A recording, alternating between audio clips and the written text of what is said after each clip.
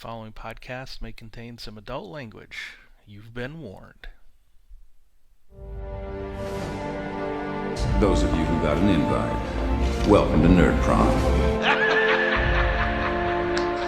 No matter where in the world you are, we're all Nerds International.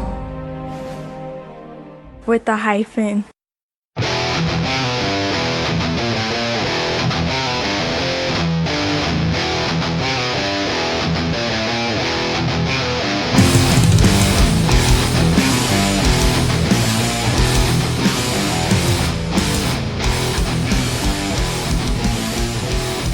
Welcome to Finding the Narrative, a Genesys RPG podcast. This is a show dedicated to the Genesys role-playing system from Fantasy Flight Games, a show in which we, your hosts, discuss all things Genesys from both a player's and a GM's perspective.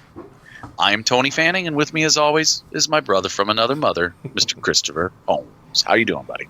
Oh, I'm doing good, man. I'm doing good. I'm full because I've been eating my leftover Korean barbecue from yesterday. Nice. Cooked about 7 pounds for my gaming group last night. Smoked it all day. Oh, sent you pictures. Sent Stefan pictures of my meat. Not my man meat, but my barbecue meat. I know he was disappointed.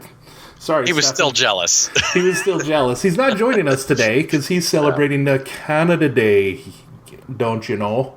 Yeah, with his family. With his family, yeah. So enjoy, my friend. And, so I spent all day yesterday out in the sun, 90-degree weather, helping my son build a shed in his yard. So, Get my updates throughout the day, right? jealous pictures of your meat as I worked away, slaved away, drinking beer and building a shed. Nice. My son and I went through a lot of beer yesterday. That's all I got to say. Great. That is cool. So let's see. So other than that news, my cooking update and Tony's projects with family update, there's no news. Frickin' FFG. Come on, guys. Give us something. I know Gen Con's right around the corner, so I'm sure we're going to be getting something in a month, but... Yeah, throw us a rope. Come on. We're floating here without a... I mean, a rope. I mean, a bone. I mean, heck, I'll even take, like, a small little, like, shard of a bone. Not a full bone. Just a little. A squeaky toy. Give us a squeaky toy. Yeah, give me a squeaky toy. Yeah, exactly. So I guess let's just get into the listener feedback here. We got a couple of pretty good ones, actually. Yeah. If you want to, you know what? I'm usually the guy that reads this, but if you want to read the one, I can read the other since there's two of us here. Sure, I'll read. I'll read the first one here if you'd like. All right. Sure, go ahead. So this is from Wickus Boozy. Hi. Is that right? Or Boozy? I think it's boys. Boys? Well, all right. Boys, Boozy, whatever. Hi. Any thoughts on pronouncing my name right? No. Any thoughts on downscaling the skills list? Been playing with the idea mostly because my groups prefer smaller and broader lists like that of Fate Core. Only issue, I think, is that there could be an abnormal skill interaction with talents. Thoughts? P.S. The show FKN rocks, so fucking rocks. I'm pretty sure that's what he was trying to say, and, we can say that on this podcast. It is required listening at our table. Holy crap, dude. We're like homework. I know. It's kind of cool. I think we've raised our game to a whole new level here. Helped everyone get their heads around sharing a narrative. Wickus. Oh, man, that is a great compliment. I'm sorry, everybody, that we're required listening, but glad we're helping you wrap your head around it. And it's helping us wrap our heads around the system, too, a bit, too. Yeah, I had some ideas on his question here. Yeah, go into that, dude. What you got? Yeah, so his idea of shortening the skill list, you could combine some skills, like you could combine athletics and coordination together and just call it athletics. Right. You could combine skullduggery and stealth and just call it skullduggery. You could combine computers and mechanics and call it mechanics. Yeah. It doesn't matter. Driving and piloting could become vehicle operations, things like that. Yeah. So anywhere you want to combine like that, you could totally do that. I think the way to achieve what you're looking for in a fate kind of feel, though, is by uncoupling the skills. Okay. Whether you shrink the skill list or not, uncouple the skills and then let the characters choose their characteristic that they're going to approach a situation with. That makes it feel a little more flexible, I think. And again, with the smaller skill list, that totally works. Yeah. And then the last thing is, if you need to retool any talent, just adjust them so that they affect the characteristic that the character would choose instead of a specific skill. Yeah. So yeah. And that's existing ones. For instance, you could, or a specific skill characteristic combination. For instance, let's go with, I use the example of using willpower vehicles check. So willpower vehicles check. When you would make a willpower vehicles check, maybe you're trying to hold a vehicle that is falling apart together. Yeah. Or maybe you're trying to keep a something like the example I'm trying to think of here is like you have a very narrow window to thread the needle on. You have a very small alley you're trying to drive a car in.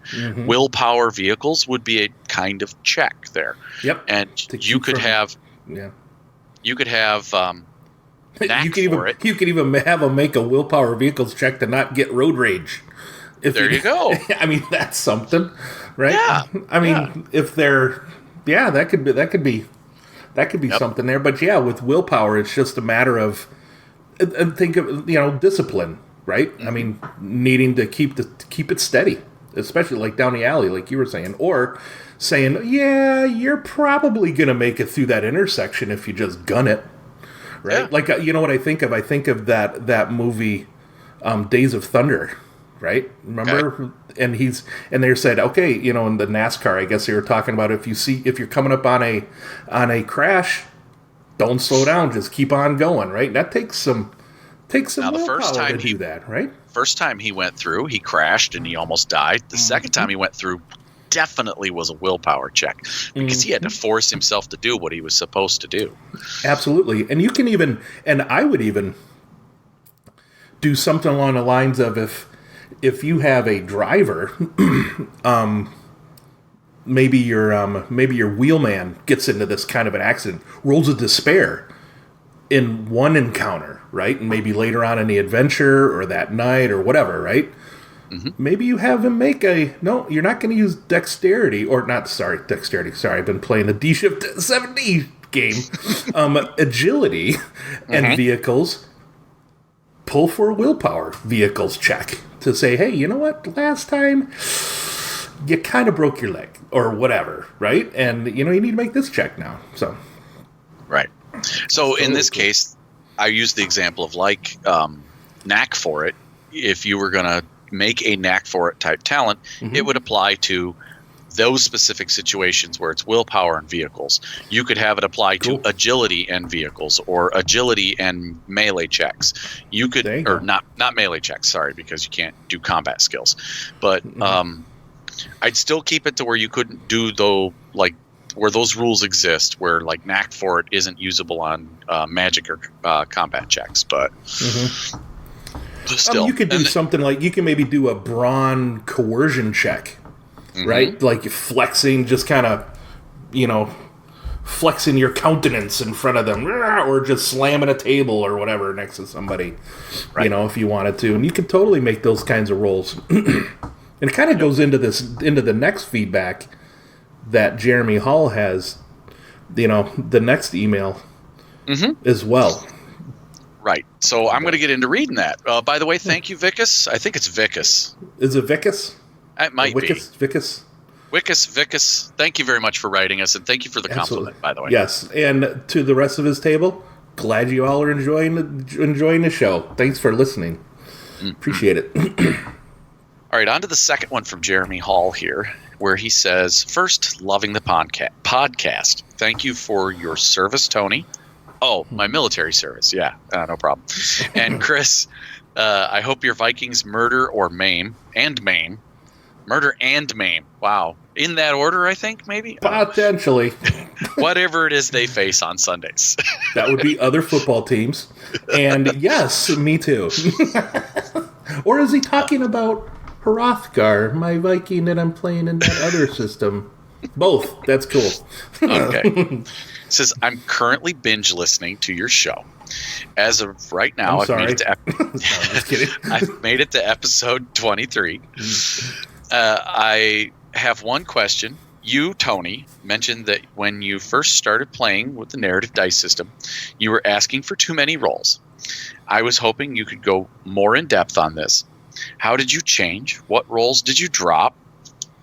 Are there other growing pains you or Chris went through, or any advice to new Genesys GMs coming from the non-narrative dice systems? I love the narrative dice system, but don't have a lot of experience playing or running due to my group's harmful addiction to D-Shift 7D. Which isn't a bad thing, by the way. That's not a bad thing. Yeah. I've tried some interventions, and I have cured a few and ran a handful of sessions. But any advice on how to improve as a GM specifically with this system would be greatly appreciated. Grateful fan, JT Hall. P.S. If you ever need a player to test Genesys and Fantasy Grounds Unity when the beta comes out, hit me up. Sweet. Funny you just said that, because I just linked my my reward from my pledge reward, I guess, from the Fantasy Grounds Unity thing today with my Fantasy Grounds account. So, woohoo! Yeah, we'll keep you in mind. That'd be good. Nice. So you got any anecdotes for him before I go into my rather lengthy? Yeah.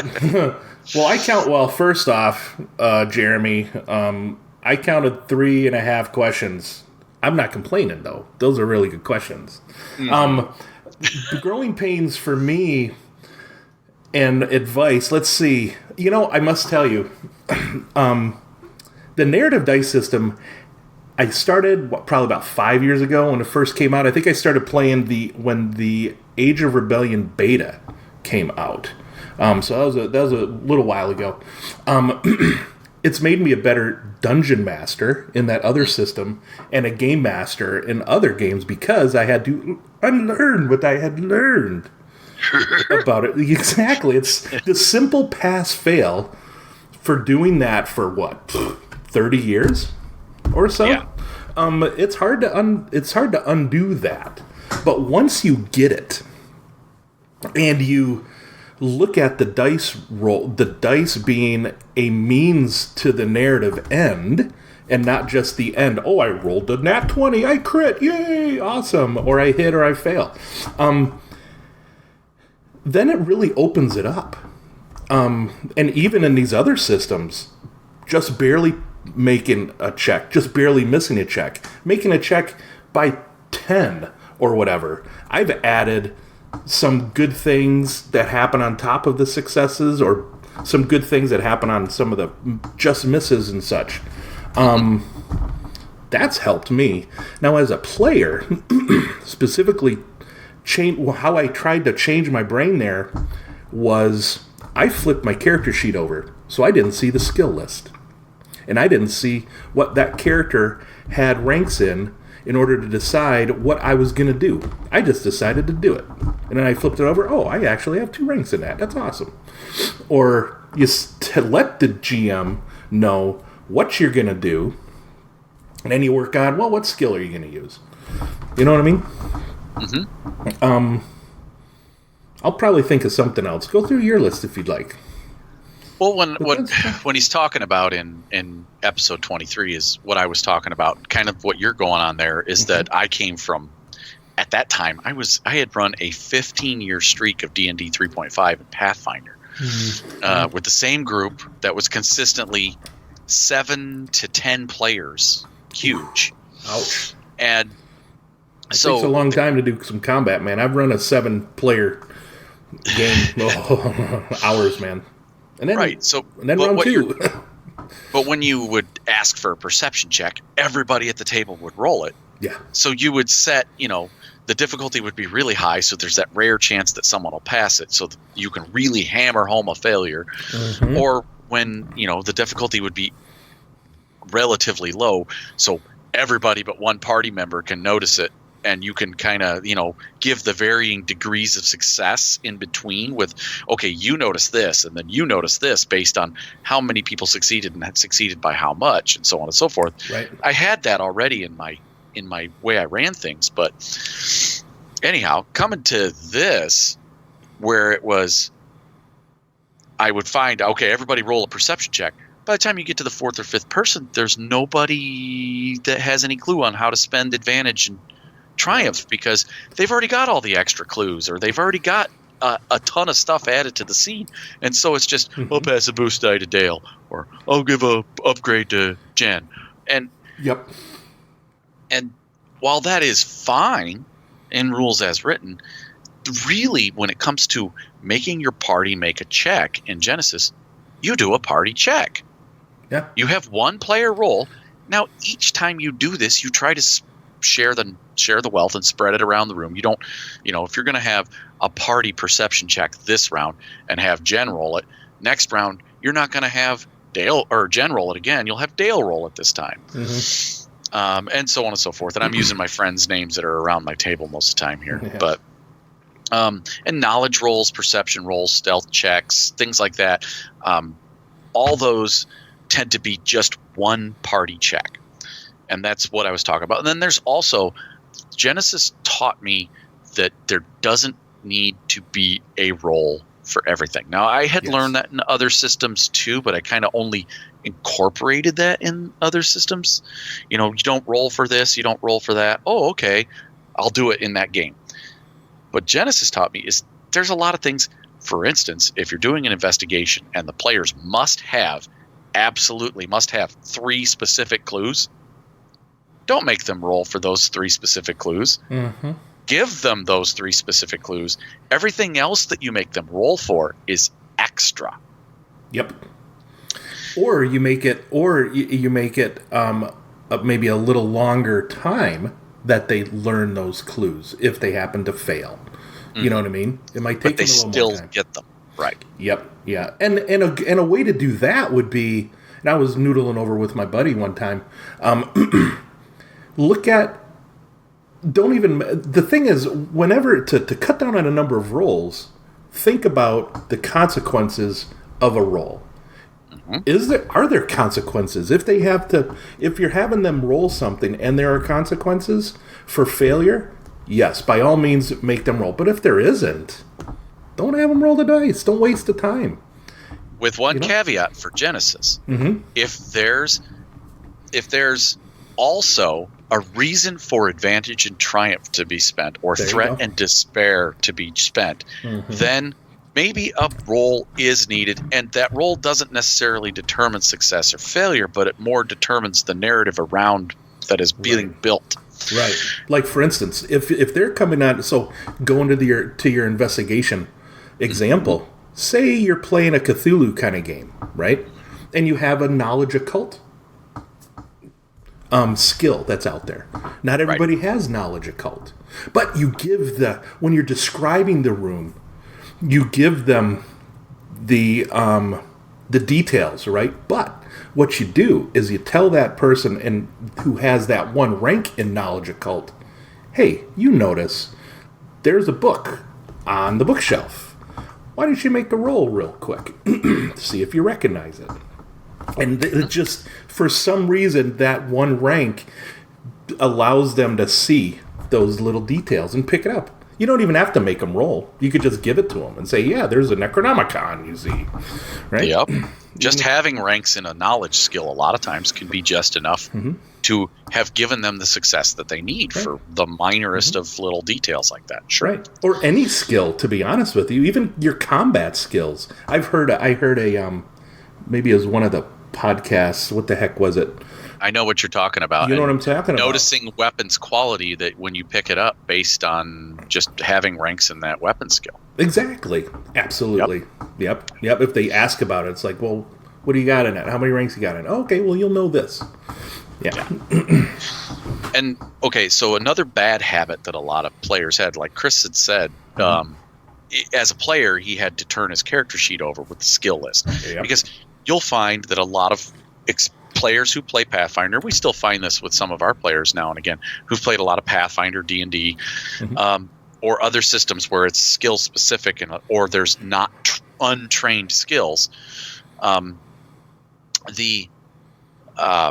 When you're trying to teach them that any player can roll a skill check, whether they have ranks in it or not, the easiest way to do that, if they won't force themselves to do it, is to separate the PCs and put them in situations where the skills they use are not in their wheelhouse. There you go. Yeah. So I've done this to Chris on a couple of occasions with his character Baka in Star Wars, where Baka is a badass at some skills, but Chris has rolled more other skills that he's not a badass at and done really well at those skill checks.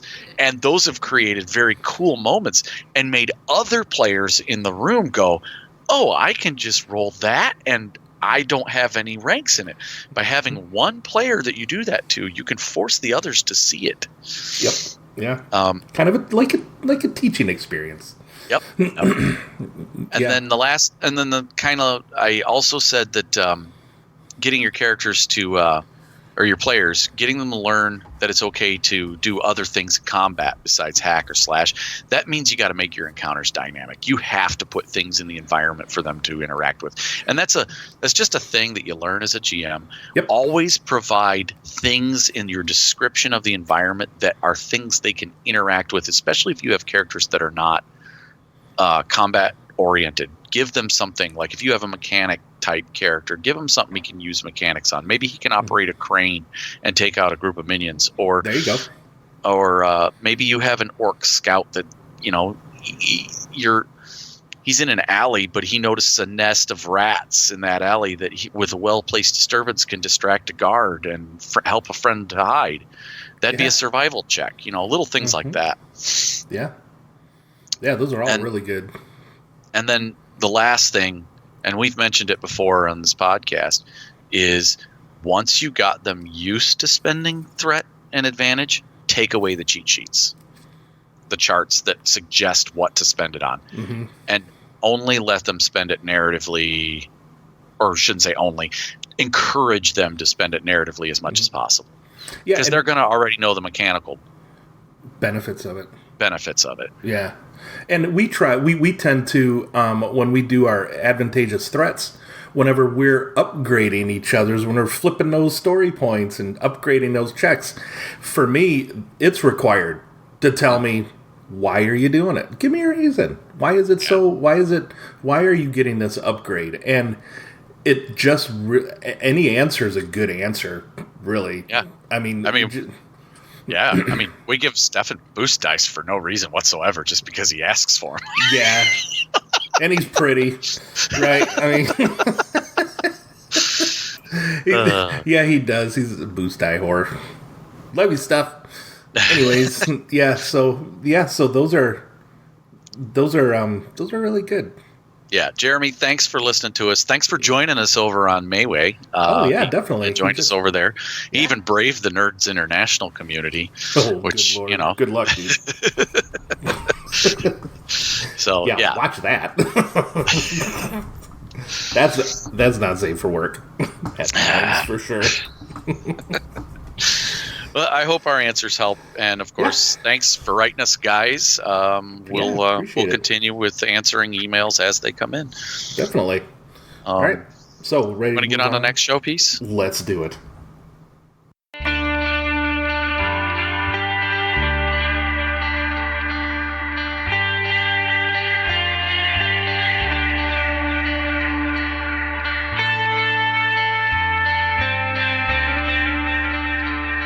Welcome to 50 Pieces of Awesome. This is where Chris goes out onto the interwebs, or goes as far as our Google Drive, and finds something that we've either downloaded or found, or that he has found on his own, and tells us about it. What's this week's piece? Well, this week's beast is the Tyranoth Bestiary that Tony reminded me that we had on her Google Drive and had looked at. And you know what? This is truly 50 pieces of awesome, 30 pages of awesome at that, written by Archelaus and Flobio. We found up on the FFG community there. Giving special thanks to Corral, Drainsmith, Watercolor Dragon. And this bestiary was created for Tyranoth from the monsters from the Descent, Battle Lore, and the Rune Wars games. I've never played any of those, but No. damn, Me neither. these there's basically starting on page 3 all the way up to page 30, we have beasts. There's a nice index at the back too, and pretty much I don't think I saw a beast in here that did not have a picture. Yeah. Which It's is really great. nice. Yes, and of course, there's all kinds of, what do you call it, stuff out there from all the board games and such to get this from. One of the things I liked was this changeling minion, and there was a sidebar, the many faces, that I believe so they could be like a civilian. Then there's like a whole minion group can be one of these, which is kind of, I don't know, it's kind of a neat little concept there, where it's like equipment, look below, and Yeah. then it's pretty If I could add one suggestion to the creators of this document, I would say don't use a white font on a white background. Unless Where's my that at? computer's doing something wrong here. Give me an example to see if I have it in mind. That particular many faces, I have a white background and white font Nope. over the top of it. No, Is it? for me it's coming out brown, and it's kind of a tan. Okay, so color. it's That's on the page color 10. rendering on my computer. Could So be. never mind. Could All be right, good. or the reflection of your pale white skin on your monitor. I don't know. Could be that. Just kidding. That is. But I do want to say okay, so that is not an great. actual complaint then, because that is just Came in definitely fine for my me. computer. Could be. Huh? Yeah. Yeah, it might be the program I'm using, because I'm not using Adobe? Acrobat Reader. Yeah, Yeah, I've got I the opened it in PDF. something else. It looks fine in Adobe for me. What Okay. else do you have? I mean, this is great. I mean, there's a lot of good stuff in here. Well, my favorite so far has been the barrel worm on page 4. Really? Let's It's see. essentially a Dracolich, Oh. More to come on that. aka, yeah, Tony's got some thoughts on this. Holy buckets. I love that. I loved. I love the what fact is that it's basically 3/4 of a page. Holy fudge nuggets.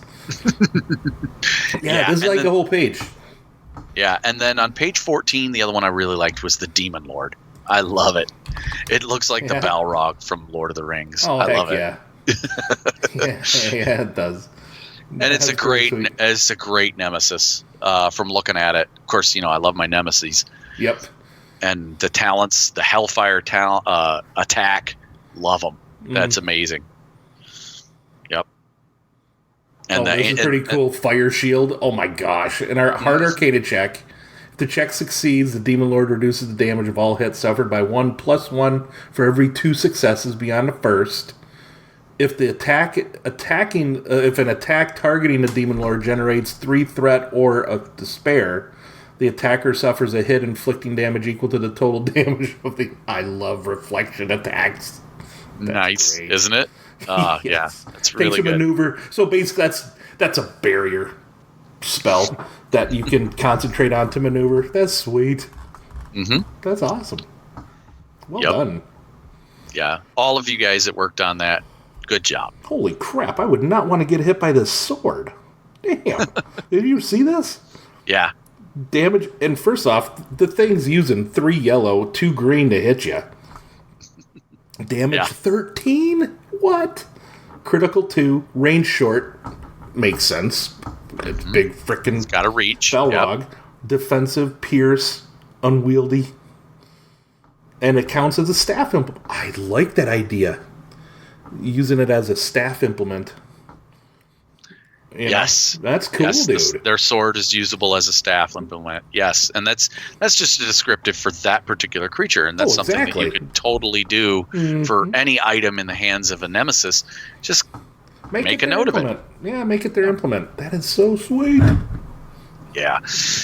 By the way, I did open this in Adobe, and it looks just fine. So, good. Yeah, don't use a cheap knockoff PDF reader. And that's not for the creators. That's for all you who want to open this. Yeah, man, this is great. Yeah, there's so many fleshy, baddie bits in this document. This is great. Oh man, a hellhound. Oh, the Shadow Dragon. What? Page 25. Page 25.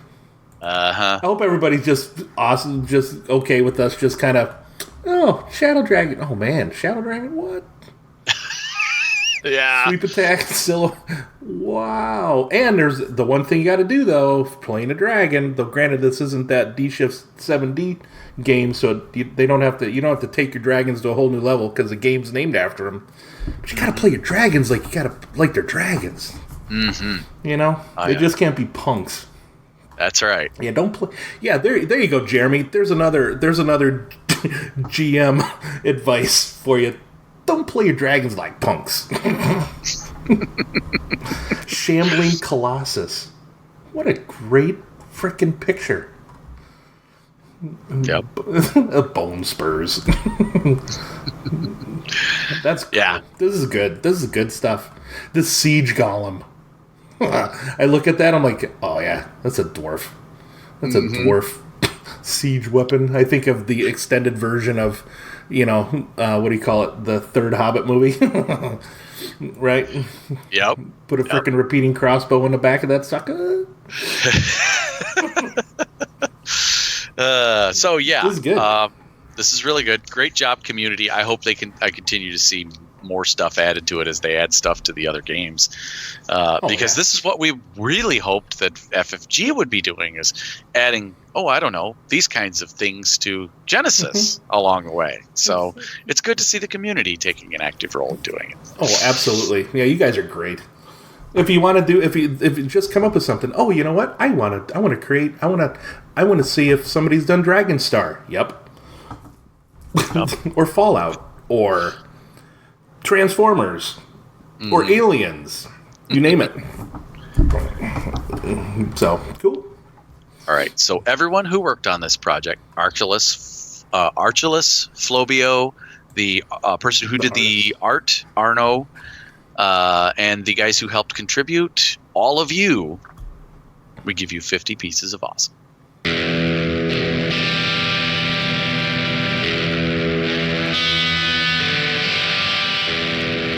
All right, everybody. Welcome back. We are into the Books of Genesys part of the show. Oh, and the name of our episode is Rally the Troops! With an exclamation point. Yeah, we are going to be talking about the mass combat rules from Star Wars, specifically from their Lead by Example sourcebook, page 70. So it's not a Genesys sourcebook, and if you don't have it, you won't be able to follow along, but that's okay, because we're going to go through some mass combat checks, how you can do it. So what the mass combat check is for, and there's a sidebar here on 70 that really, really puts it in perspective. It's a storytelling tool. If you have this huge battle, you don't want to have everybody roll a combat check, to hit, right? So you just want to, it's a level of abstraction for the narrative, and the system, with the narrative dice system, the dice are a means to an end, right, of the narrative, and this is just another tool to do that. So we're going to get into how to make these combat checks, when to make them, and what's involved with it. So, Tony. Yes, sir. When are we going to want to make a combat check? Or does it go into when first? Yeah.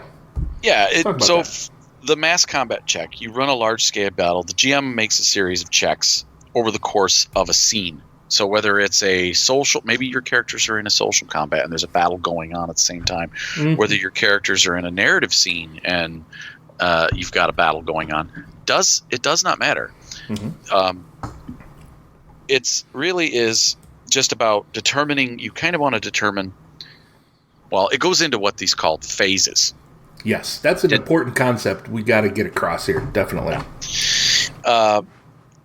It is the phases determine when to roll the mass combat check during a battle. The GM should first break the battle's timeline into phases.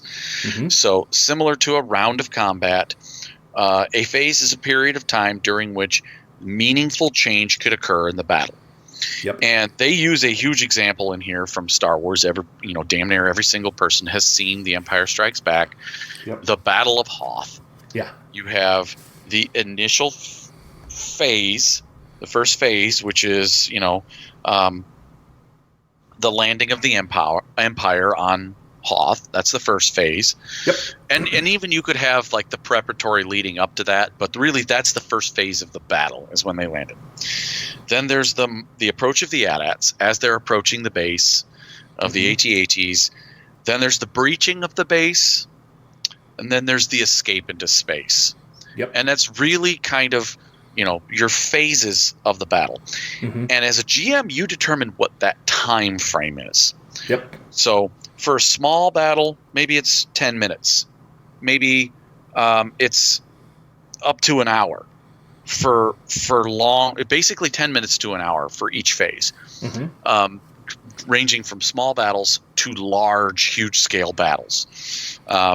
So each phase will take a certain increment of time. So that first, and in that time, you can determine what goes on in that amount of time. Gives you an idea of what the dice results are going to lead to. Right. But when planning a mass combat, GM should determine what constitutes victory and what is a defeat for the active force for each phase separately. And the active force would be the PCs, right? Yes, the active force is always the players in this case. Now, I'm looking here. It says you could break the battle into phases in two different ways, time or events. Would you mix and match those then? Yeah, you could do it either way. Strictly by time? Maybe you have a specific amount of time that you want to spend. You need to hold off enemy forces for 2 hours so that your reinforcements can arrive. Okay. It's a great example is the Battle of Helm's Deep. The objective of that battle, though there were many phases in that battle, the real objective was time, to make time till dawn. You could break that down into hours. Yeah. And each hour as it rolls by, because those forces were huge, each hour as it rolls by and the checks being made, and each time the characters are forced to retreat further and further into the keep. Yeah. Or you could break it down into events like I did with the Battle of Hoth and do those there. Either way, you do it as a GM. You should decide it in advance. Right. And you got to think about what is the conditions for failure and success. What does success mean? What does failure mean for that? And of course, you'll want to be flexible, right? When things come up, and if advantage is being spent or disadvantage is being spent, which there are ways to do that, which we'll get into. You still want to be flexible and be able to say the yes but, use that yes but, way. So Tony, we have the phases of our battle. The next step would be making the check, right? And building the pool. Correct. Building your pool.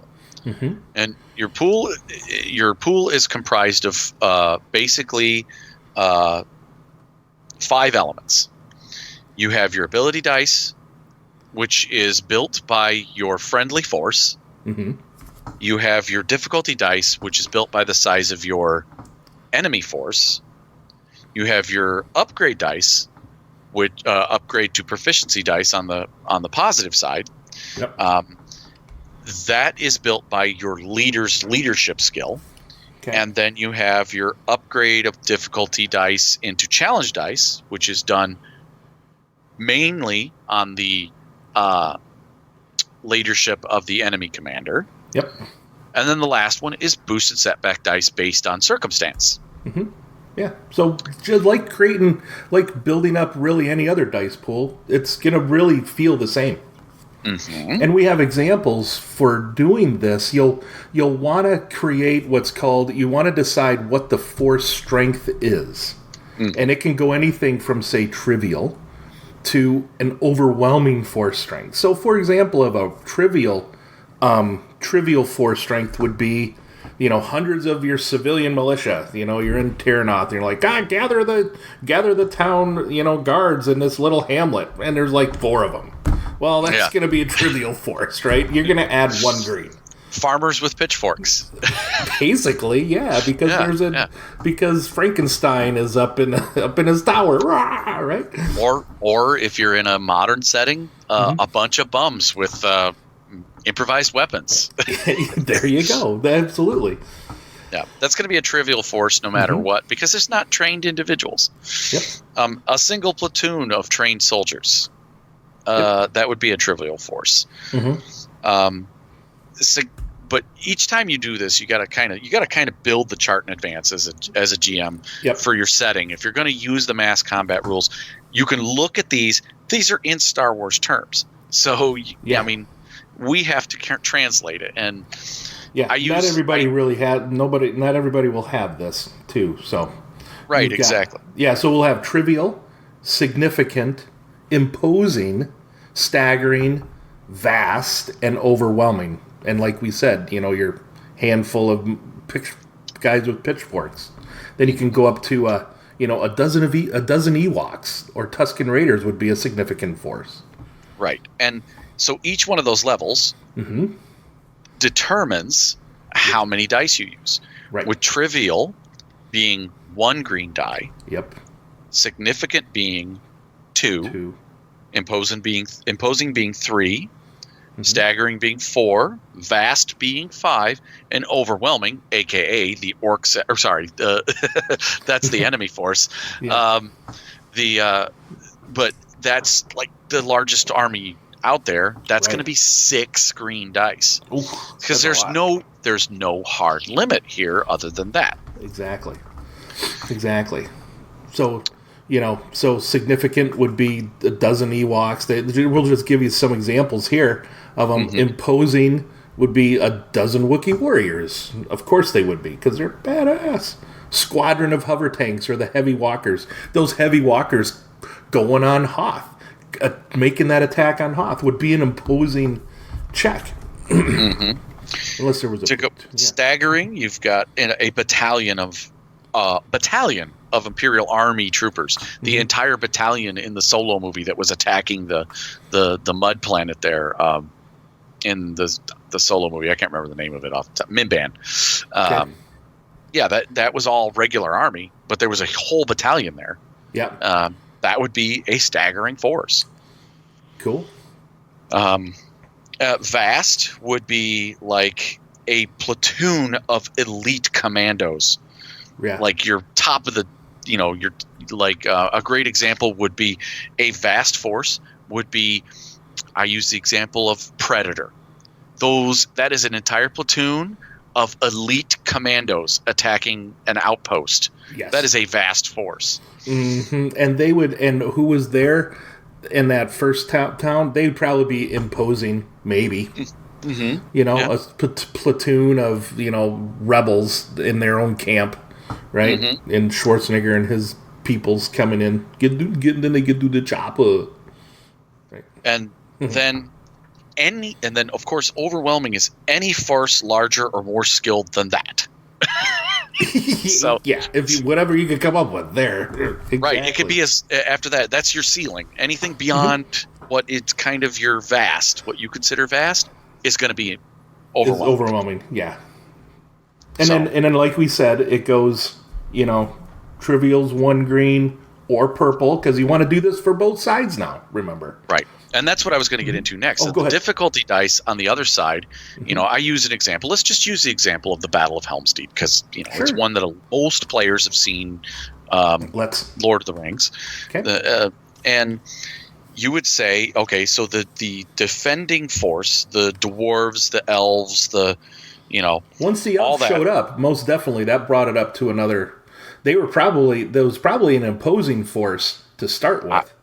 Yes, with just the humans. But then you add the elves, and then you add the elite company of Aragorn and his men. Yeah. I would almost push that into a vast force. Really? Okay, cool. Yeah. But then you look at the enemy side, which was thousands, 10,000 strong, was it 100,000 strong of orcs and Uruk-hai? That would be more than vast, right? That was an overwhelming force. We're talking about either a staggering or a vast force, depending on how the GM lays out what he thinks they are. Right. But that would be overwhelming. Versus an overwhelming enemy. So you're talking about a 6 purple difficulty dice versus 4 or 5 green ability dice. Correct. Yep. Right. And then you're going to determine which dice you upgrade to proficiency dice and which ones you upgrade to challenge dice. Okay. So let's start the on the Helm's Deep side. The leaders in that. Now, you have mainly 2 main leaders. You have Aragorn and the King Theoden. Right. Theoden ran the battle up until he gave up.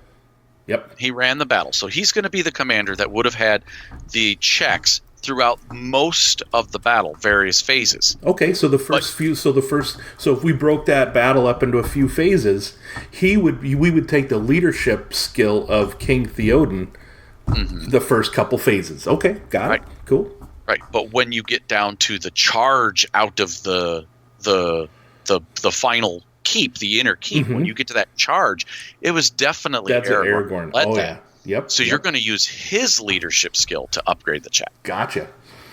And then on the enemy side, even though he was commanding the forces from afar, Saruman was commanding the battle the whole time. Yep. And so you would use his leadership from beginning to end of that battle. Correct. Okay, so we have that feel for it, to kind of let people set up. And then the next one are your boost and setback dice. And again, like anything else, these are your circumstances of the battle that are not leadership, your leadership or your ranks in leadership or anything, but it's circumstances of that battle. So, I would say definitely a couple of boost dice because of they were in the keep, or they were to Helm's Deep. I mean, they had multiple defensible positions built into that keep, and that's early on, right? And then once the wall busted, then that might go away, and that may change as the battle goes along, right? Right. So, but also on the other side of things, there was the weather, the rain, that began right in the middle of the battle. That would be a setback die. Yep. And it was at for the night. Defending force. It was also at night too. And the orcs having dark vision, that would not be a setback for that side of the force. So it would definitely be a setback for the player's side or the defenders. So we're looking at definitely a couple of boost dice and then a couple of setback dice for those reasons. What else we thinking? And then there's also kind of the non-combatants that they were trying to protect that were hidden in the caves. And you could even say that worked both ways. That you had the non-combatants able to bring supplies to the warriors during the battle, if you had them doing that. Okay. And even the resolve of those players defending defending the walls. That's the reason why, and that's just like almost a morale die, if you will, right? Or if the defendants are the non-combatants are being used as hostages in the situation, not in that battle, but if they had been, people being slaughtered in the streets, like with the Battle of the Pelennor Fields, when the orcs finally breached into or even throwing the heads, right? Minus Tirith, right? Catapulting the heads that were from that attack Faramir led. You're right? Yeah. Those examples would be great examples of this in a fantasy setting that you could use as an idea for Terranoth and how to build these charts for a Terranoth game. And honestly, getting a feel for it isn't hard as a GM. You just kind of decide what you want to throw in. A few setback dice. Don't get too bad. I would go with more than 3 or 4 setback or boost dice in a given check. Just because, I mean, your hands are only so big to hold so many dice. And again, well, that's true. But you also have 2 hands, right? So you can cup them. But, and you can, and again, GMs, and again, Jeremy, this is another, see, kind of thinking of these ideas for you there, Jeremy. Listen to your players. Allow them, that's one of the things that I really hadn't experienced as a GM, not because, or a DM before even as well, how engaged the players were when running this system. Now, granted, I feel I run a pretty good game and people are engaged in whatever, but never really had a lot of them leaning in to see the results and wanting to help with adjudicating the dice, which is actually bad practice, counting other people's dice, so... Well, as long as you're letting the original person count them and get the result, everyone else can pitch in with actual ideas. Adjudication of them. Exactly, absolutely. And that's again, and with this too, with this mass combat, the ideas are coming in. You could say no to some, say yes to, I'm not saying say yes to all of them, but listen to what your players are saying. Right. So this is just one check. Yes. To resolve a scene in this mass combat. Or phase. Right, a phase. Who rolls it? That, honestly, is up to you. If you want to say, I'm the GM, I'm going to roll it, that's fine. But to me, it's more engaging with the players. If you have, I'm sorry, but this is the way I designed mine the last time I did one. I had 5 players at the table. I had 5 phases, and I let each player roll once. Yeah, that's a good way of doing it. Most definitely, and make a fit. Now, did you make a phase? Was I in on that game, or was that one of the? That was the Star Wars game where I ran the mass combat alongside, where you guys were the highest ranking individual was Stefan's character, Stefan's commander. Yep. And Stefan rolled the first round, and everyone else rolled a round after that. Everyone else got a chance to roll the leadership check. I spread the wealth. Yeah. That's a good way to do it. And I ran it right alongside a small, because this battle was going on outside the asteroid while the players were on the asteroid. So this was a mass space battle that was going on. Yeah, that's and very cool. I ran it in conjunction with a small unit fight, and I did so kind of as background. So what we did was we did it at the end of each combat round. Yep. So, but cool. So next thing we get into is resolving the pool. Right. Yeah. Whoever makes it. Right. So at the end of a given phase, the players construct and roll the mass dice pool. It tells you right here the players roll it, but you know what it did say up there? I thought I read that the GM rolls it as well. Yeah, but either way, to perform a mass combat check, the GM creates a dice pool based on the current states. Oh, he builds it because he has this. Oh, I see. Yeah. The GM then rolls. See, their counter. Top of page 71 here. Then he rolls the pool and determines. But then when they go to resolve the check, they say the PCs do it. Yeah, you have the PCs. No, it says the players construct. Now the GM is a player too. Wow, whatever, dude. He's playing a game. That is true. All right. You technically doesn't say the player correct. Characters, but anyhow. Right. The result of the check determines success or failure in that particular phase, not the whole overarching battle. Yep. On a successful check, the acting force accomplishes objectives, and in a failure, they don't. Simple as that. Yep. Additionally, if you want to have varying levels of success, you can have multiple successes and have reasons of things that happen for multiple successes in that check. Yep. Yeah, that's pretty cool. That'd be pretty cool. Yeah. And then here on page 74, we have, and 75, we have the two charts. We have, again, these are only suggestions, but they are suggestions on how to spend advantage and triumph and how to spend threat and despair, respectively. Yeah.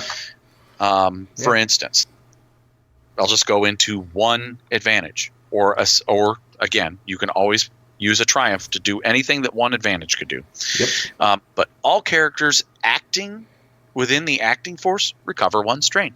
Everyone, not just one, but everybody.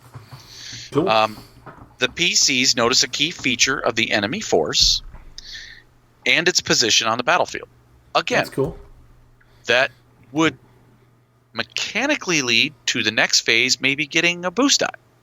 Good, definitely. Yep. Or it may be something that comes into the encounter at the end of the battle, or the individual encounter that the PCs are running, whichever. Yeah. Yep. What else is there with like for for 2 advantage or a triumph? The attack reveals a weakness in the enemy forces, and you can add a boost die to the next phase of the next combat check for the next phase. Okay, so this automatically tells you this would add a boost die to the next phase. Maybe the previous one wouldn't add a boost die. Maybe it would allow you to subtract a setback die. There you go. That's good too. Yeah. Okay. And then there's also another thing. The PCs perform a particularly heroic act. So when the battle's over, and then their duty would increase by 1. And in Age of Rebellion, their system, they have a duty mechanic, whereas your party goes up, making contributions to the rebellion, that goes up. So you can completely do this, like maybe their fame, fortune, whatever you're playing in. Maybe in a Terranoff game, after they finish the battle, the local king gives them a reward of some kind. There you go. Absolutely. Yep. Yeah. So what do we have next for 3 advantage? With 3 advantage or a triumph, an unnoticed geographical feature of the battlefield, a stand of trees, a valley, a rock formation, affords the acting forces some cover. The acting force may downgrade the difficulty of their next mass combat check. Simple as that. It allows a downgrade. Wow. Which means now that's red to a purple. Gotcha. Okay. Or the acting force disables an important piece of enemy hardware, destroying a heavy weapon or an item or a piece of equipment that provided the enemy with an advantage during the battle. Very nice. Yeah. Or lastly, the leader of the attacking force makes a rousing speech to inspire the troops and enacts a cunning plan. The acting force may upgrade their next mass combat check. Woohoo! That's awesome. Yeah, for 3 advantage to upgrade, normally that's just the realm of a triumph. That's not bad. That's not bad. That is not bad. So, and speaking of a triumph, you can make an enemy abandon its post and run. If you generate a triumph. Let's see, a notable NPC performs a feat of heroism, providing the acting force with a tangible benefits, which makes a name for the NPC in the Rebel Alliance. That's interesting. Reinforcements arrive. Yeah, that'd be some serious fame that wouldn't necessarily particularly apply to the battle, basically. Right. Sorry, continue. Yep, and then reinforcements arrive, and this will increase the strength of your force by 1 step. Now remember, those steps that we were talking about, the trivial, significant, it can make a significant to an imposing threat. Like, for instance, when the elves showed up. Right? Yep. That's increasing that the strength of your force. And you can spend a triumph on that. Now, 2 triumphs. What do we think? Sizable reinforcements arrive. A.K.A. the arrival of Gandalf and the Rohirrim. Yes, definitely. Two triumphs. This increases the force strength of the acting force 2 steps, say from significant to staggering, in all future phases. Or another one you could do is a dramatic narrative moment gives the PCs a chance to single-handedly change the entire course of the battle. Ooh. This could be anything from a chance encounter with an enemy commander, aka you ran across the enemy commander on the battlefield and you slaughtered him, to a dogfight with the enemy force's top ace. Great example would be Han Solo coming out of nowhere and knocking Darth Vader off of Luke's tail at the end of the original Star Wars. That's right. Yep. That would be a double triumph for that in a mass battle. All right. And conversely, we don't have to get onto all of them, but it's really the exact opposite on the other side for threat and despair. When the PCs roll threat, it's a negative. Right. So it's going to either cause them all to suffer strain or add setback dice or take away boost dice or upgrade their checks, difficulties of their checks, or downgrade their ability or their proficiency dice to ability dice, or reinforcements are going to arrive for the enemy, for the despairs, things like that. Your PC, for 2 threat here, your PC could suffer 4 wounds. Yes, one of the PCs. For a despair, they could suffer critical injury. Yeah. So you GMs out there have some fleshy bits to mess with them with.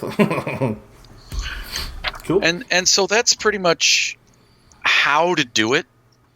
Now, there's really only one way we're going to show people how it can be used in Genesys. Oh, yeah. And I'd say it's time for some advantageous threats.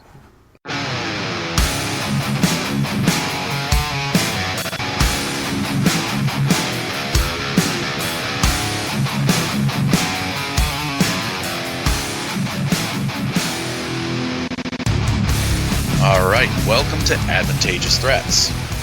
This is where we roll dice to determine a result for you. Normally on the show, we just do a quick fake scenario, but today we're going to do a mass combat. Yes. I like what you've come up here with, dude. Yes. So I think it's pretty cool. If you've listened to our previous episodes, there was a certain little dwarf that decided he was going to behead my dragon with a one shot it. Hello.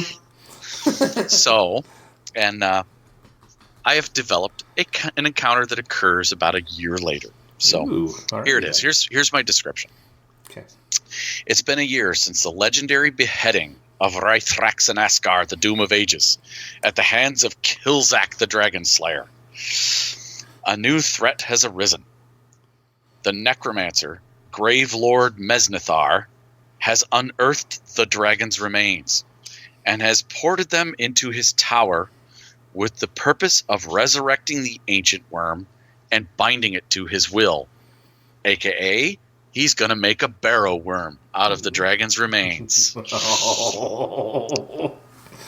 So, the necromancer's tower, or Nightfang Tower, sits in an enormous cavern hidden in the mountains of despair, and is guarded by a force of undead that comprises of a Death Knight commander and 48 reanimate warriors. So that would be that's 9. That's 8. What is that? 6, 8. It's a bunch. That's a bunch of minions. But yep. And I'll get into what I determined is the size of that force, but a small force of heroes has arisen to stop the vile necromancer and his undead force from animating the dragon's corpse. Led by none other than Kilzak and Gorgo, a score of hardened mercenaries will bravely raid Mesnithar's tower to put an end to his evil plan. Exactly. I told you we should have buried it. More, Gorgo. I told you we should have sunk it into the sea. Oh, that could have worked too. But you know what? What made me think it was, you know what makes this pretty awesome is that I had a character. Kilzak has not been the first time I've used that name on a dwarf. Nice. Believe it or not, I swear to shit God that, well, not shit God, but you know what I mean. I swear to God that I had a dwarf character named Killzak, 1994, who trained up a group of a town guardsmen, went with his party, other characters, right, to slay a dragon. Nice. And this brought back, and I must say, my DM, that was done. That was like first edition D&D, baby. My buddy Scott played that dragon like he should play a frickin' dragon, because all the dudes were wiped. Killzak was just about dead, and yeah, that was sweet. That brought back memories. Sorry. Okay. So now, so Killzak and Gorgol, they have their mercenaries. Yes. So we have a score now. That would be basically a company. Yep. Of hardened mercenaries. Now, my determination by the size of that force is a score of hardened mercenaries is probably going to be a staggering force. Now, what gives me that idea? Well, I looked at the staggering force in a company, aka a mercenary company, of Rebel Marines or Imperial Stormtroopers. Well, yeah. Rebel Marines, mercenaries. They're hardened mercenaries, I agree. Yeah. So how many phases are we going to have, though? So I happen to have this as 4 phases of mass combat, the 5th phase being the battle with the Necromancer. Cool. So that would actually be a full combat that Gorgo and any surviving members of their party, Gorgo and Killzak, would perhaps be entering into the Necromancer's chamber to try and stop the ritual. So the 5th phase is basically the boss fight. Right. Cool. With whoever's left. Right. Awesome. All right. So, without further ado, now the enemy so the enemy force of 48 reanimated warriors kind of gave me, the way I saw it is, a good example, it said an army of several, these are just undead. They're just simple undead skeletons with several dozen. Yeah, 4 dozen is several. I would think that's several dozen. Yep. Imposing. Right. So, yeah, an imposing force. Several dozen Gungans or Tals, or in this case, just Bolo undead. Right. So, yeah, 4 dozen, easily. So we got 12 minion groups of 4 is what I should have put down, but I didn't put that in the notes. Yeah, math hard. I understand. Math are hard. Math are hard. Yeah. So, yeah, and then their commander, if I look at the Death Knight stats in Terranoth, which I happen to have right in front of me. Coolness. The Death Knight does not have, normal Death Knight does not have any ranks in leadership. Okay. However, he does have 1 rank in adversary. Now, this is my opinion. If your commander of an enemy force does not have any ranks in leadership, you should always just upgrade once for them having ranks. Doesn't matter how many ranks, but ranks in adversary. And this is why. Because this is a mass combat check. An adversary should upgrade the difficulty of all combat checks. Yep. Against that unit. You're against the Death Knight. You're right. Yeah, I agree. So I would, even though he only has 1 rank, if he had 1 rank, 2 ranks, 3 ranks, it wouldn't matter. I would upgrade it once. Just once. Gotcha. But then the leadership would take it above the 1 rank. Above the 1 upgrade. Gotcha. That's cool. Yep. I like it. And if he had the ranks in leadership, I would just use that. Cool. Because they're more, but again, if it's an adversary that's leading the enemy forces, you should always have at least 1 upgraded dice. Gotcha. So that's all right. My opinion. Cool. So that's what you call a house rule or something here or what? But so our positive dice pool right now is 4 green dice for staggering. Yep. But we're going to use the commander of those troops up to upgrade. And which one of these guys has a better leadership, Gorgo or Killzak? I gave Killzak 2 in leadership. And Gorgo 2 presents, I think. And Gorgo has no ranks in leadership. Gotcha. I was just thinking of my other character, Killzak. I'm like, yeah, dude, he had some leadership.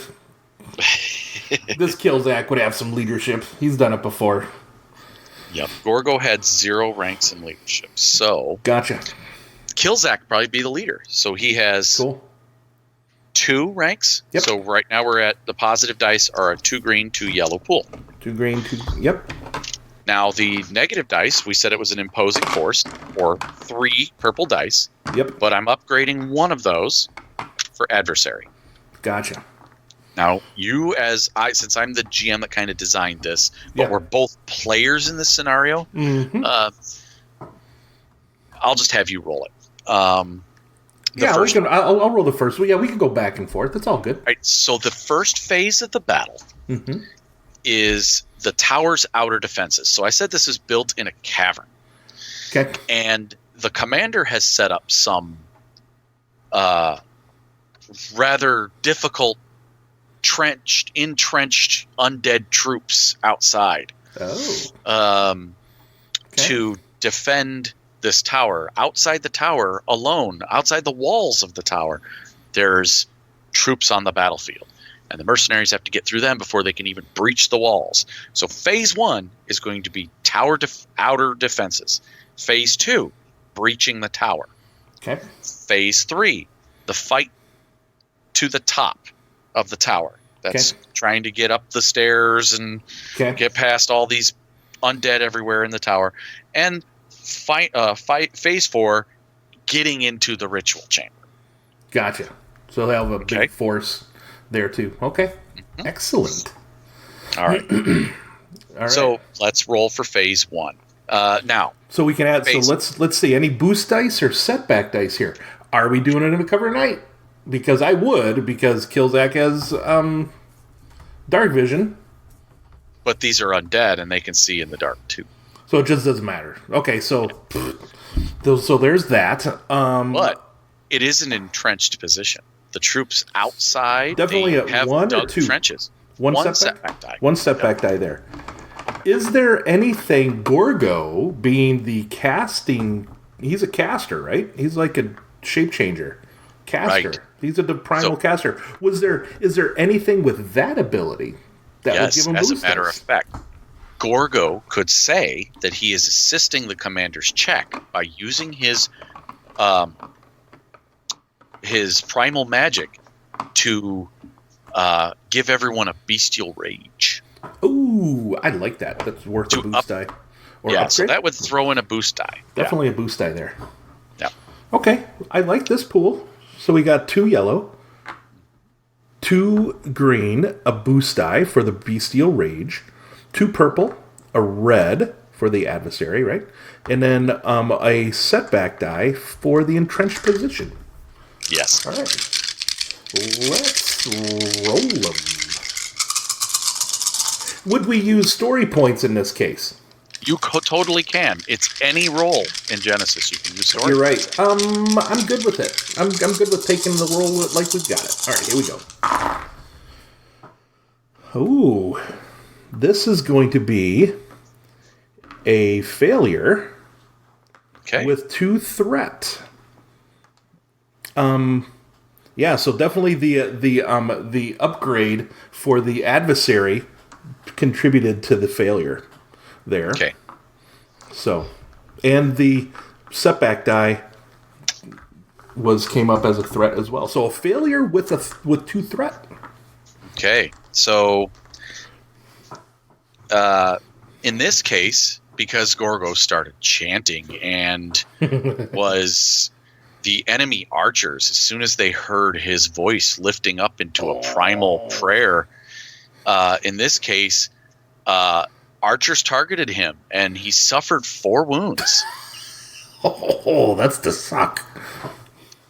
And so we don't get past this initial phase, getting through the defenses and decimating the outer defenses.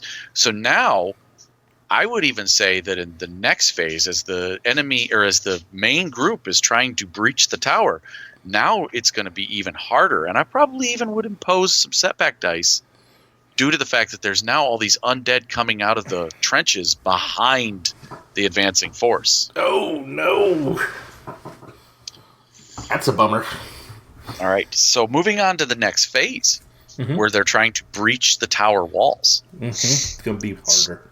Our force size is going to be the same, but I would go as a GM and I would flip a story point and say, with these undead harrying the back of our advancing force with arrows from their entrenched positions, I'm going to go ahead and flip story point and upgrade. Another one. Ooh. Alrighty then. Now, the tower, getting into the tower, is actually a much more hardened position than a few trenches. Gotcha. So I would throw in another setback die for that. So 2 setback. Yep. Now, the boost die came in with the rage, bestial rage. Still using Killzak's stats. Gorgo can assist in some other way. He's already tried to give people bestial rage, and that didn't really work. Right. But they know he's a caster, so he's going to attempt to cast a spell. But this time, he's going to try and summon a wind at your backs to try and take the arrows out of the air. Ooh, there you go. And in this case, there you'll get a boost die for that. Cool. And as the player, I'm going to flip a story point here because we brought a freaking battering ram because we knew we were going to need to breach a freaking door. All right, so that's probably a boost die. Oh no, that's not a boost die. That's an upgrade. That is an upgrade. Sweet. And you're rolling this one, right? Yeah, sure. I'll roll it. Yeah, go for it. All right. Bam. All right. First of all, there are no triumphs and no despair. Oh. But I count 1, 2, 3, 4 successes. Ooh. And 2 advantage. Nice. Yeah, one of my red dice came up blank. So 4 successes and 2 advantage. So as the player in this scenario, so to speak, how would you like to spend the advantage? 4 successes means, let me tell you that as the GM in this scenario. Sure. 4 successes means you breach the wall, the tower walls. The tower walls, gotcha. And in doing so, with the battering ram, you have put the enemy forces in a bit of a disarray. And with 4 successes, I would say you have left those archers behind. So I can't use that as something to affect future checks. They are so far behind you. You just went right through the doors of the tower and are in. Okay. And are undercover faster than undead archers can catch up. Gotcha. And I'm going to spend the advantage in this way, because we got through the door so quickly, the forces on the other side were kind of caught off guard a bit, giving us a boost die to this next check. All right. So putting my dice back, even though you're rolling it, I like to keep the pool that you're rolling just to see it. Yeah. So again, we're with two yellow, 2 green, right? Same force. 1 red, 2 purple. A boost die because of the kind of catching them unawares. Let's see. This next phase is what? Getting up the stairs, right? Fighting to the top of the tower. Yes. Fighting to the top of the tower. Ooh, I have a good one for what Gorgo can do. His next spell could be potentially speeding us up, or hasting us, or enhancing the forces in some way, or maybe just Killzak himself to kind of punch through and get us up the stairs quicker in some way. You know? Nice. Okay. All right, so that'd be another boost die for that. Cool. And I would go back to 1 black die. Even though they are inside the tower, they do have the high ground. I'm good with that. And that counts for something. How about it worked for Obi-Wan. Yep, and how about the narrowness of the climb as well? Though we have some forces, would that impose a setback die in any way, do you think? I think it hinders both forces. So probably cancels, so it's probably not there. Yeah. Our mercenaries, are they affected by darkness? Do we need light for them? Or did I bring my dwarven brethren? What would you like? That's your force. You built it. That is true. I'd say probably a mixture of it. Okay. And maybe we didn't take that into consideration. Okay. So, we may have to, it might impose a setback die going up. So some of our forces, out in the cavern, there was some natural lichen maybe lighting things. But in here, in the tower, the undead don't need any light, and you are completely in pitch black. Right. So throw in another setback. Gotcha. Okay. Sounds good to me. All right. This looks good. Alrighty then. Here we go. Here's our third phase. Let's get up those stairs, sucker. Oh, I see a despair. I am not rolling. I am not good at this game. Oh my gosh. Holy threat, Batman. Okay, here we go. We got... Okay, so the boost dice came up blank. Everything up came up threat, and... Okay, so that's going to cancel that. Okay, so I have 3 successes. Okay. 3 threat. And a despair. All right. But we make it to the top. So, the acting force...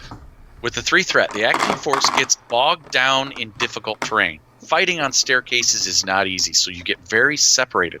Okay. We're going to upgrade automatically the difficulty of their next check. Yes, okay, I gotcha. Once. Breaching through would... Okay, I like that. That's cool. And in the process of climbing the stairs, Killzak... You're gonna do that, aren't you? Is gonna suffer a critical injury. Awesome. Why don't you roll that? I don't have my table out in front of me here. Well, I have I have one here. It's the Star Wars one, so there are minor differences. I rolled a 48, which is a head ringer. The character increases the difficulty of all intellect and cunning checks by 1 till the end of the encounter. So that'd be until the end of the mass combat. If you had to have any kind of cunning or intellect, you would have So sneaking in to one-shot your necromancer? Stealth ain't gonna happen. Stealthing ain't going... Well, it will. He just got a head ringer. It's just gonna be upgraded. And don't worry about the intellect. Killzak doesn't really think first. He just acts, right? This is true. I like it. That's cool, dude. That is cool. Okay. And now we go to the readjust the dice pool back. So we're back to our basic dice pool of 2 yellow, 2 green, and 2 purple, and 1 purple and 2 red because of the threat. It's now upgraded. Well, that's right. Yes, because we got separated. Right. Our forces. And now hang on a minute. Oh yeah, that's right. It's down. It's upgraded. Gotcha. Yep. Now it's the entry into the ritual chamber. Gotcha. Now, the way I see this is you've got your Death Knight commander, finally, who's been here. He's got this defensible position where he's just got a wall of undead between you and him. And on the other side, he is raining down the Death Knight's ability of... he has some spell-like ability where he can just... what is it called? I can't remember the name of it, but anyhow, and he's on this undead horse where he sits above his troops. Awesome. Yep.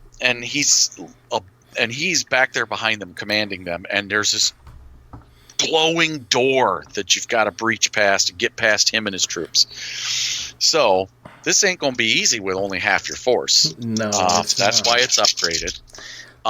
It's a magically sealed door, so 2 setback dice. Understood. And we are going to throw in a boost die because Gorgo is going to be attempting to counterspell. Okay. Okay, I feel like there's a story point that needs to be spent here on our side. Yes, because you can hear the ritual going on the other side. It's already underway. Ooh.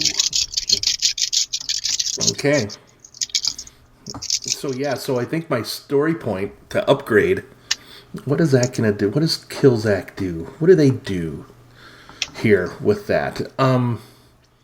I think he just rallies his troops with a like a dwarven war chant, or even a rousing speech about, because remember, the storyline behind this was his nemesis, this dragon that's trying to be raised from the dead.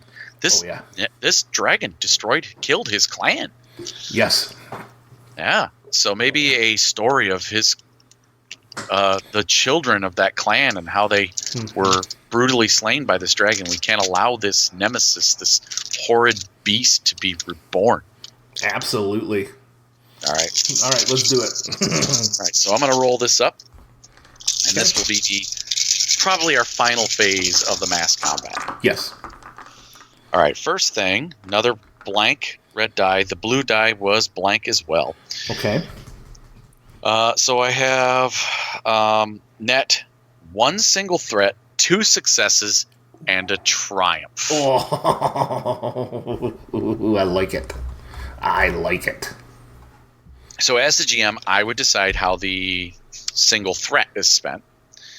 But I'd first tell the players what success means. Success means that through moving the forces around, forcing the undead to abandon their position to defend their commander, the warriors in your cadre, the mercenaries, and Gorgo and Killzak are able to break through the door into the ritual chamber. That's success. Gotcha. Now, threat. During that, the casting of said spell with the evil necromancy on the other side is going to make Gorgo suffer 1 additional strain. Okay.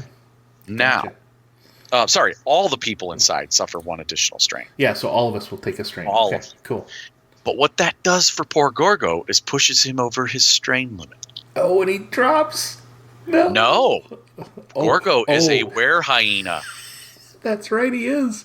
And he is going to immediately shape change into his man-hyena or his orc-hyena form, not be able to cast any more spells, and he is just going to be a raging beast in this combat now. Nice. So. Awesome. How about your triumph? I really like spending the triumph on a notable NPC saving Killzak's life by killing the Death Knight. Nice. Okay, as they're breaching, right? This Death Knight is just coming in with, what do they have for a weapon? Whatever, just gonna completely.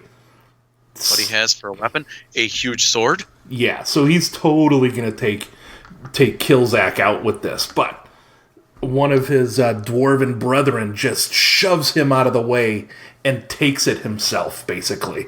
Right? And the Death Knight and the horse that he was fall to the bottom of the tower. Yes, definitely. They go over a railing as this dwarf bowls into him at the last minute. Yep. And then all 3 of them go down, and this NPC, this dwarf, I don't know, what's his name? Gimlack Glorybeard or something like that. It's very nice. Gimlack Glorybeard. Just takes it in the face, man. And just his songs will be sung about him if we all survive forever. Cool. Nice. All right, there we go. And so we've now run through 4 rounds of mass combat. Now our 5th round is going to be defeat the necromancer before he can get the ritual completed to get his Dracolich, or as the barrow worm of the great Wraithrax and Asgard. Exactly. To be continued. Dum bum bum.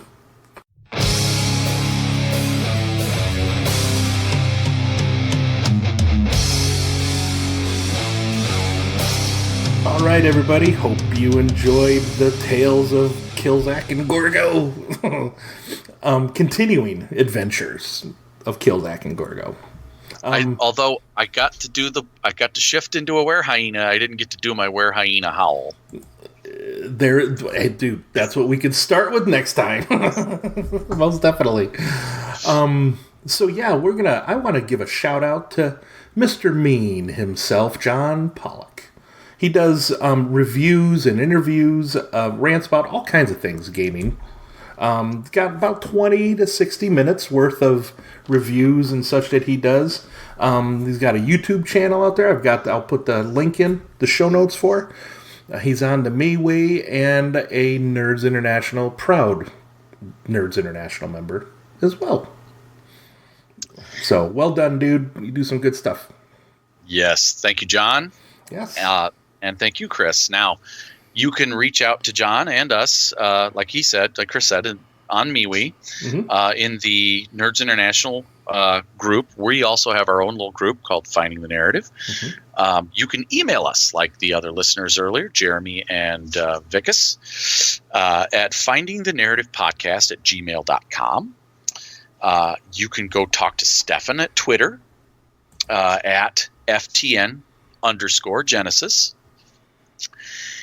You can get a hold of me or Stefan on Facebook at Finding the Narrative on Facebook. And then lastly but not leastly, listen to us. Tell your friends to listen to us. Tell your mom and dad to listen to us. That's right. Make your players listen to us. Yes, like Jeremy does. No, not Jeremy. Vicus does. Yeah. Which I think that's awesome. I'm glad you guys are forced to listen to us. I hope we don't. It's not too painful. So wait a second. Does that mean remotely entertaining? Remotely. And does that mean our listenership just doubled? How big is this group? If it's like 5 people, that's got to be like double. Yeah. Maybe we shouldn't say our tens of listeners anymore. But we should say our scores of listeners. Or I should say, our tables of listeners. Very nice. Very nice. Yes. So we are available on Podbean, iTunes, YouTube, Google Play, and Spotify, and iHeartRADIO. And that's right, and iHeartRADIO. I'm hoping that went through. We'll see. There's kind of a spotty amount of, most of our episodes are up there. I put in the request. I need to go check that. I never got an email back, but we'll see. Well, we're mostly there. Kind of like being mostly dead. We're mostly there, yeah. All right. Thanks for everything. This is Tony saying keep rolling them bones. And this is Chris saying remember the rule of cool and just have fun, everybody. Good night. Adios. Finding the Narrative, a Genesys RPG podcast, is not affiliated with or endorsed by any companies mentioned in this show. Any of the products mentioned on our show or appear on our website are the property and copyright of their respected owners. All items are used under fair use and educational and review purposes.